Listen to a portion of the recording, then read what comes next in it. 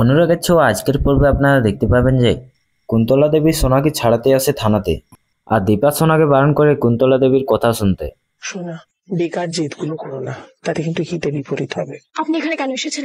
আমি কিন্তু তোমাকে এখান থেকে বাঁচাতে পারবো যদি তুমি আমার কথা শোনো। তবেই আপাতত তোমাকে বলতে হবে যে তোমার মানসিক সমস্যা আছে। মানে আমি মিথ্যে কথা বলবো?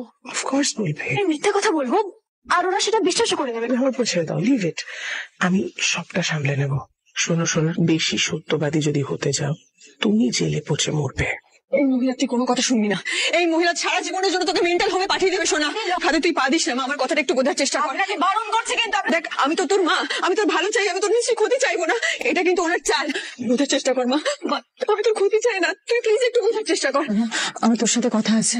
কি কথা? আমি কোনো কথাই শুনতে চাই না। তুমি এত বড় মিথ্যাটা বলতে পারলে যে আমি তোমাকে খুনি না মনে করি? তুমি বলেছো যে তুমি আমাকে রুটিকে দেখাবে, আমি বোকার মতন বিশ্বাস করে ঠকে গেলাম।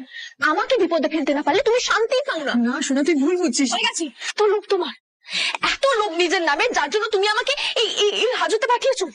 Dipa Sengupta is equal to an Angel.